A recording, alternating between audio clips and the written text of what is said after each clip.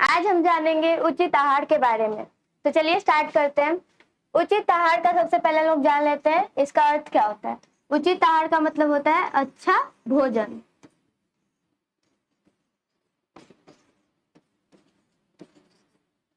इसका मतलब ये होता है अच्छा भोजन। तो चलिए स्टार्ट करते हैं। हम सभी प्रतिदिन आहार लेते हैं। आहार हमारे दैनिक जीवन का एक अनिवार्य घटक है। भारत के भिन्न राज्यों में पारंपरिक रूप से खाए जाने वाले आहार और उगाए जाने वाले सभी अलग है। जैसे कि भारत में अलग अलग राज्य में अलग अलग खाना पकाना होता है और अलग अलग फसल भी उगते हैं। जैसे पंजाब मक्के की रोटी, सरसों का साग और कर्नाटक इडली, डोसा इत्यादि। यहाँ पर आपको एग्जाम्पल भी मिल चुका है कि पंजाब में मक्के की रोटी और सरसों का साग ज्यादातर खाया जाता है और कर्नाटक में इडली, डोसा इत्यादि। ये सब मशहूर खाना है इन लोग का। पंजाब की मक्के की रोटी और कर्नाटक की इडली और डोसा इत्यादि। सभी राज्य के खान पान की आदतें बहुत है। भोजन पकाने की पद्धतियां, जिन्हें पाक पद्धतियां भी कहते हैं, ये इंपॉर्टेंट है।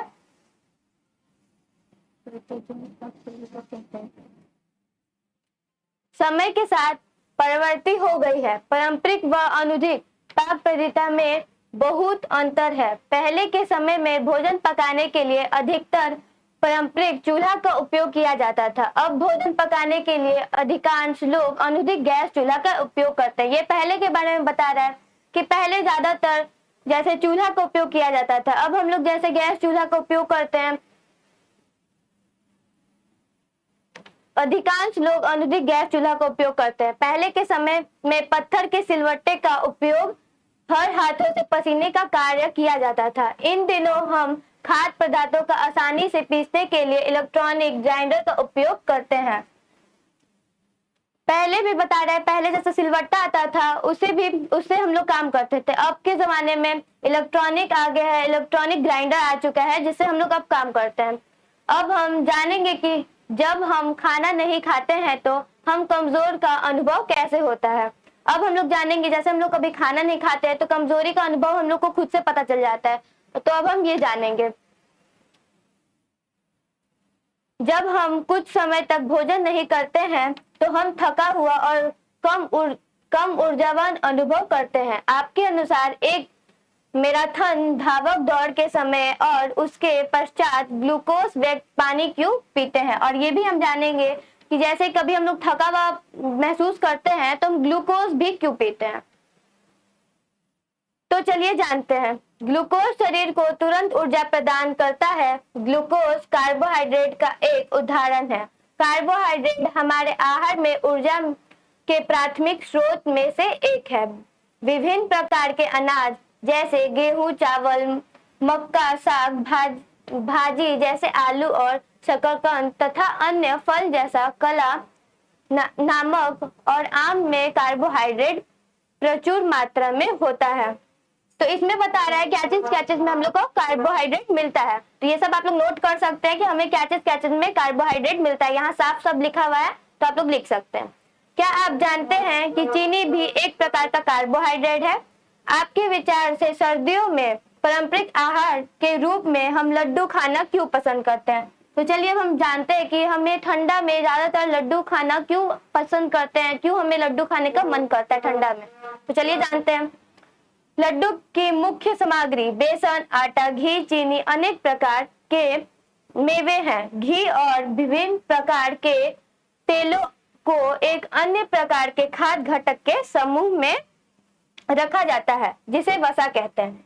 अब वसा किसे कहते हैं ये तो आप देख रहे हैं, सामने दिख सकता है, ये नोट आउट कर सकते हैं आप कि वसा किसे कहते हैं। ये सब इंपॉर्टेंट नोट आप लोग उतार सकते हैं। वसा के स्रोत पादप, अधिकतर या जंतु आधारित हो सकते हैं। मूंगफली, अखरोट और बादाम जैसे मेवे तथा केंदू, सूरजमुखी और सरसों के बीज वसा के कुछ अच्छे स्रोत हैं। ये अच्छे स्रोत है, ये सब भी लिख सकते हैं आप। कार्बोहाइड्रेट और वसा हमें विभिन्न गतिविधियों करने के लिए ऊर्जा प्रदान करता है। ये भी आप नोट कर सकते हैं। इसमें बहुत इंपॉर्टेंट और वीवीआई नोट है, ये सब आप नोट कर सकते हैं।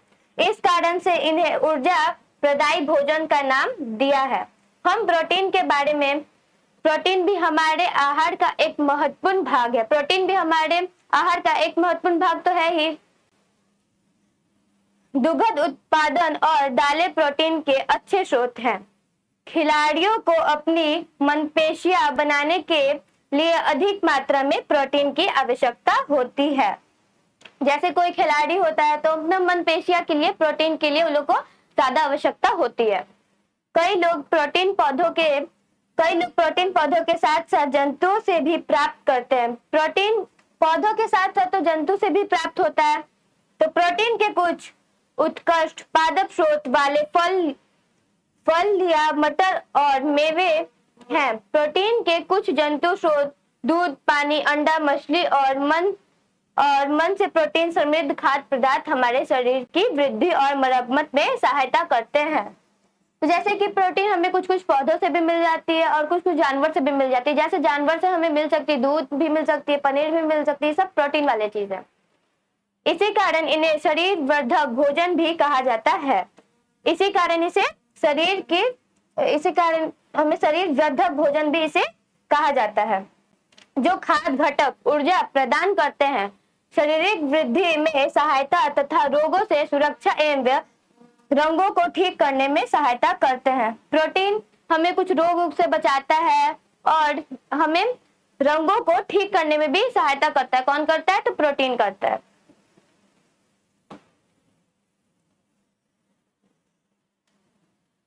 और विभिन्न शारीरिक कार्यों को सुचारू बनाते हैं। इन्हें पोषक तत्व कहते हैं। इन्हें क्या कहते हैं? पोषक तत्व कहते हैं। हमारे आहार में प्रमुख पोषण तत्व में कार्बोहाइड्रेट, प्रोटीन, वसा, विटामिन और खनिज सम्मिलित है। ये क्या बोल रहा है? देखिए, हमारे आहार में प्रमुख पोषण तत्व में कार्बोहाइड्रेट, प्रोटीन, वसा, विटामिन और खनिज सम्मिलित है। ये भी हो गया इंपॉर्टेंट नोट्स, ये भी आप उतार सकते हैं। इसे पता चलता है कि हमें फल, सब्जी, हरी सब्जी यह सब खाना चाहिए। इन सब से हमें कुछ रोग नहीं होगी और हमें विटामिन और अच्छे पोषक तत्व मिलते हैं और हमें ऊर्जा भी मिलती है। ये सबसे यही ना पता चलता है कि हमें हरी सब्जी भी खाना चाहिए, फल भी खाना चाहिए और सब्जी भी खाना चाहिए। ये सबसे हमें ये सीख मिलती है कि हमें जैसे बाहर के कुछ मैदे उदे की चीज नहीं खाना चाहिए, जैसे मोमो हो गया, गोलगप्पे हो गए, सब नहीं खाना चाहिए। हमें प्रोटीन की चीजें खाना चाहिए, जैसे हरी सब्जी, साग, फल, ये सब हो गया। ये सब प्रोटीन की चीजें हमें खाना चाहिए। आशा होगी कि आप लोग को समझ में आ गया होगा। Thank you.